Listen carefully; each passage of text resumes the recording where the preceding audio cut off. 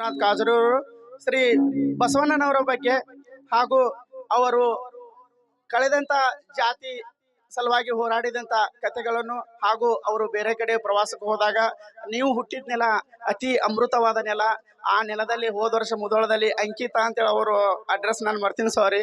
ಹಾಗೆ ಈ ವರ್ಷ ಅದೇ ಮುದೋಳ ತಾಲೂಕಿನಲ್ಲಿ ಒಬ್ಬ ರೈತ ಕಾಶ್ಮೀರದಲ್ಲಿ ಬೆಳತಕ್ಕಂತ ಶೇಬುವನ್ನ ಮುದೋಳದಲ್ಲಿ ಬೆಳೆದು ತೋರಿಸಿದ್ದಾನೆ. ಅವರಿಗೆ ನಾವು ಇವತ್ತು ಚಪ್ಪಾಳೆ ಮೂಲಕ ಅವರಿಗೆ ಪ್ರೋತ್ಸಾಹಿಸೋಣ. ಹಾಗೆ ಈ ನಾಟಕದ ಇನ್ನೊಬ್ಬ ಊರಿನ ಹಿರಿಯರಾದಂತ ಅವನ್ನ ಇಂಗಳಿಗೆ ಇವರು ಒಂದೆರಡು ಮಾತುಗಳನ್ನು ಮಾತಾಡಬೇಕೆಂದು ಅವರಲ್ಲಿ ಕೇಳಿಕೊಳ್ತೇನೆ.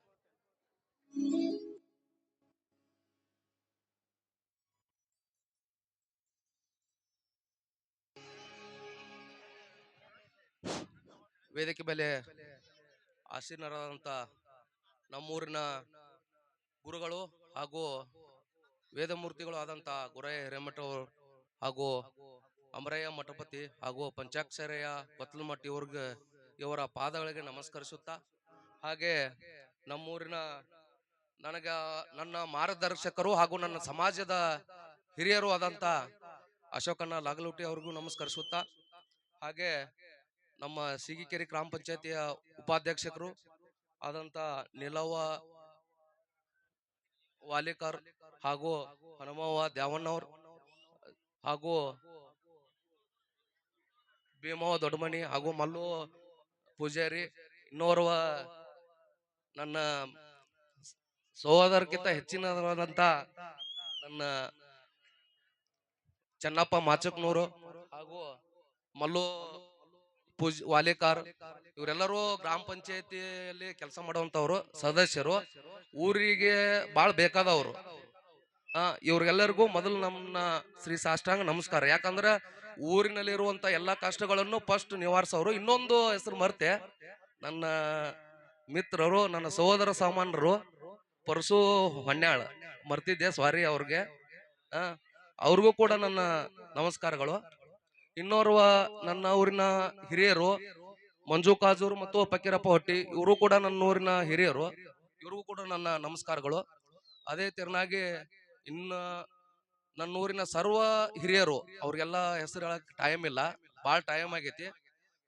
ಅವ್ರಿಗೆಲ್ಲರಿಗೂ ನನ್ನ ನಮಸ್ಕಾರಗಳನ್ನು ತಿಳಿಸುತ್ತಾ, ಇವತ್ತು ಬಸವ ಜಯಂತಿ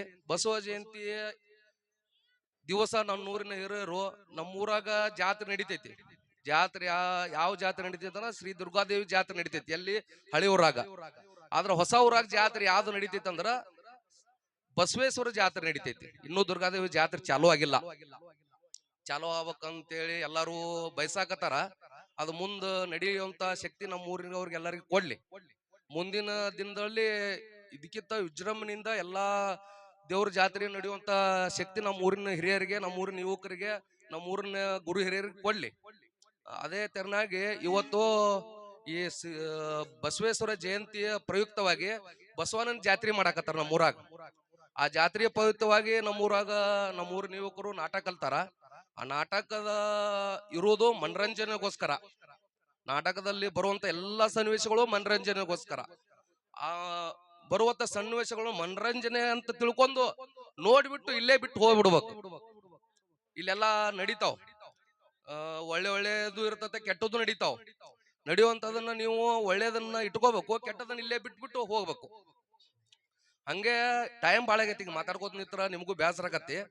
ಅದಕ್ಕೋಸ್ಕರ ನನಗೆ ಮಾತಾಡಕ್ ಅವಕಾಶ ಕೊಟ್ಟಂತ ನನ್ನ ಊರಿನ ಹಿರಿಯರು, ಈ ನಾಟಕ ಸಂಘದವರು ಎಲ್ಲರಿಗೂ ಕೊನೆಯದಾಗಿ ಹೊಂದಿಸುತ್ತಾ, ಇನ್ನೊಂದೇನಂದ್ರ ಯುವಕರು ಬಹಳ ಕಷ್ಟಪಟ್ಟು ನಾಟಕ ಮಾಡಿರ್ತಾರ. ನಾನು ಒಂದ್ ಕಾಲದಾಗ ನಾಟಕ ಮಾಡಿದವನ. ಆದ್ರ ಕಷ್ಟಪಟ್ಟು ನಾಟಕ ಮಾಡಿರ್ತಾರ. ಆ ನಾಟಕಕ್ಕ ಏನೋ ಸಣ್ಣ ಪುಟ್ಟ ತಪ್ಪುಗಳು ಅಕ್ಕಾವ್. ಸಣ್ಣ ಪುಟ್ಟ ತಪ್ಪುಗಳಾಗಿದ್ದನ್ನ ಎತ್ತಿ ತೋರಿಸಲಾರ್ದನ ಅವ್ರು ಮಾಡುವಂತ ಕಲೆಯನ್ನ ತೋರಿಸಿದ್ದನ್ನ ನೀವು ಒಂದ್ ಸ್ವಲ್ಪ ಪ್ರೋತ್ಸಾಹ ಕೊಟ್ಟು ನೋಡಿ ಹೋದ್ರ ಅವ್ರಿಗೆ ಬಹಳ ಖುಷಿ ಆಗತ್ತ. ಅವ್ರಿಗೊಂದು ಖುಷಿ ಪಡಿಸುವಂತ ಕೆಲಸ ನೀವು ಎಲ್ಲಾ ಕಲಾಭಿಮಾನಿಗಳು ಮಾಡ್ಬೇಕು. ಅದೇ ತರನಾಗಿ ಅವರು ಕೂಡ ಸಾಧ್ಯ ಆದಷ್ಟು ತಮಗೆ ಖುಷಿ ಕೊಡುವಂತ ನಾಟಕ ಪಾತ್ರಗಳನ್ನೆಲ್ಲ ಮಾಡ್ತಾರ. ದಯಮಾಡಿ ಎಲ್ಲರಿಗೆ ನಾನು ಕೈ ಜೋಡಿಸಿ ಕೇಳ್ಕೊಳ್ಳೋದೇನಂದ್ರ, ಈ ನಾಟಕ ಯಶಸ್ವಿಗಾಗ್ಲಿ, ಆ ಯಶಸ್ವಿ ಆಗಕ್ಕೆ ನೀವೆಲ್ಲ ಸಹಕಾರ ಕೊಡ್ಬೇಕು. ಕೊಟ್ಟು ನೋಡಿ ಪ್ರೋತ್ಸಾಹ ಮಾಡಿ ನಮ್ಮೂರಿನ ಎಲ್ಲಾ ಯುವಕರು ಸರಿಯಾಗಿ ಮಾಡ್ತಾರಂತ ನಾನು ಅನ್ಕೊಂಡಿನಿ. ಆದ್ರೆ ಸರಿಯಾಗಿ ಮಾಡ್ತಾರಂತ ಯಾರು ಎಲ್ಲೂ ಏನೋ ಸಣ್ಣ ಪುಟ್ಟ ತಪ್ಪುಗಳಾಕ್ಕವು ಅದನ್ನ ಸರಿಪಡಿಸಿ ನೋಡಿ ಪ್ರೋತ್ಸಾಹ ಮಾಡಿ ಹೋಗ್ಬೇಕಂತೇಳಿ ತಮ್ಮಲ್ಲಿ ವಿನಂತಿಸ್ಕೊಳ್ತಾ ಇಲ್ಲಿ ಮಾತಾಡಕ್ ಅವಕಾಶ ಕೊಟ್ಟಿದ್ದಂತ ನನ್ನ ವೇದಿಕೆ ಮೇಲೆ ಇರುತ್ತ ಎಲ್ಲ ಗುರು ಹಿರಿಯರಿಗೆ ಈ ನಾಟಕದ ಸಂಘದವ್ರಿಗೆ ವಿನಂತಿ ಮಾಡ್ಕೊತಾ ಈ ಪ್ರೋತ್ಸಾಹ ಮಾಡೋದು ಮಾಡ್ರಿ, ಯಶಸ್ವಿಗೊಳಿಸ್ರಿ. ಇದೇ ತರನಾಗಿ ಮುಂದಿನ ದಿನಗಳಲ್ಲಿ ಇನ್ನೂ ಒಳ್ಳೆ ಒಳ್ಳೆ ಕಾರ್ಯಕ್ರಮಗಳು ಮಾಡಿ ನಮ್ಮ ಊರಿನ ಹೆಸರು ತರುವಂತ ಕೆಲಸ ಎಲ್ಲಾ ವೇದಿಕೆ ಮೇಲೆ ಇರುವಂತ ಎಲ್ಲಾ ಗುರು ಹಿರಿಯರು ಮಾಡ್ಲಿ ಅಂತ ಹೇಳ್ತಾ ನನ್ನ ಎರಡು ಮಾತುಗಳನ್ನು ಮುಗಿಸ್ತೇನೆ. ನಮಸ್ಕಾರ.